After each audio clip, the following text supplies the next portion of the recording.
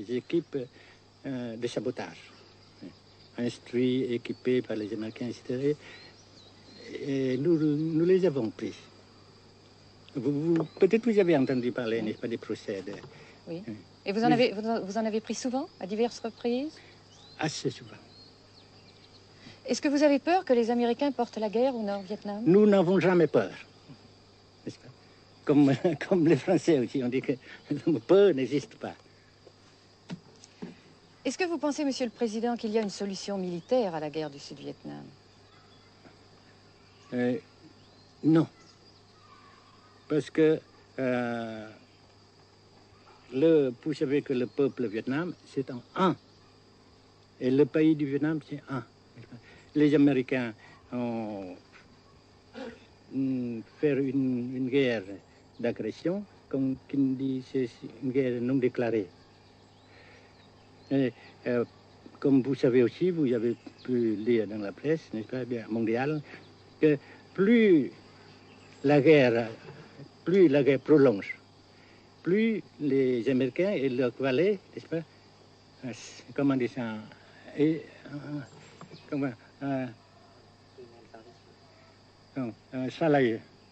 s'enliser, et plus ils supportent des échecs, comme vous savez récemment, n'est-ce pas?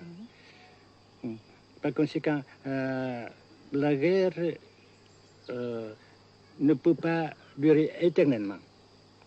Et je suis très heureux que les politiciens haut placés français ont reconnu cela. Vous pensez que le général de Gaulle pourrait en quelque sorte, à un certain moment, arbitrer le conflit? Arbitrer, qu'est-ce que vous comprenez par le mot arbitrer? Nous ne sommes pas des équipes de football. Mais au-delà des accords de Genève, si je ne me trompe, une idée du général de Gaulle est la neutralisation de tout le sud-est asiatique. Est-ce que c'est une idée qui vous semble intéressante? Comme j'ai déjà dit quelquefois, c'est une idée intéressante.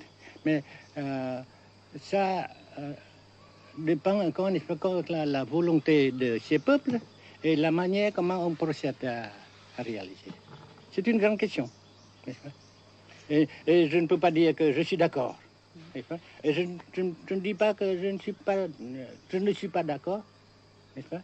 Mais parce que vous dites, par exemple, vous dites fleurs. Fleurs, il y a beaucoup de sortes de fleurs. Il y a des roses, des blanches, des rouges, etc. Et il y a qui sont bons et d'autres qui ne sont pas bons. Mais on dit fleurs. Monsieur le Président, nous avons constaté avec chagrin qu'au cours de notre voyage au Nord-Vietnam, que l'influence française était devenue à peu près inexistante dans votre pays. Les moins de 25 ans ne comprennent plus du tout le français. Et je me demande si, à votre idée, des rapports peuvent se rétablir tels que la France continue à jouer une sorte de rôle culturel ici. Avec la France surtout et avec tous les autres pays. Nous voulons avoir une coopération amicale, culturelle, économique, etc.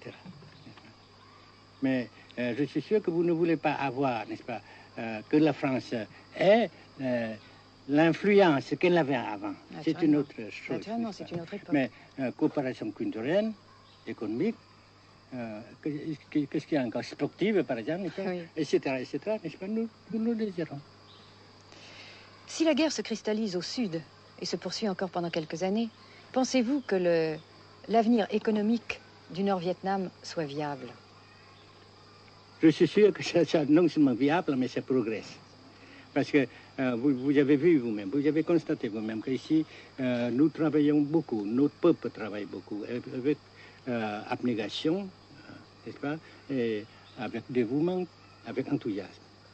Et d'un côté, nous travaillons pour, comment dirais-je, pour principalement, n'est-ce pas, de nos propres forces, de nos propres...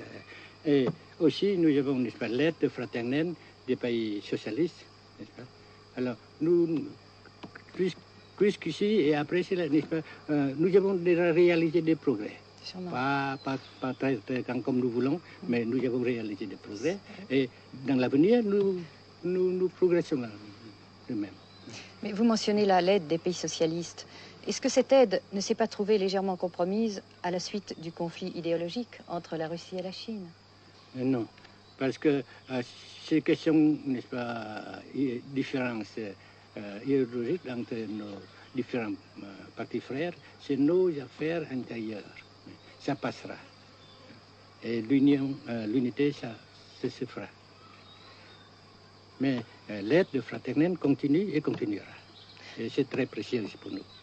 Bien sûr. Mais certains ont l'impression chez nous, Monsieur le Président, que le Nord-Vietnam se trouve actuellement assez isolé, asphyxié même, et que politiquement, il pourra difficilement éviter de devenir une sorte de satellite de la Chine. Qu'est-ce qu'on peut répondre à ça?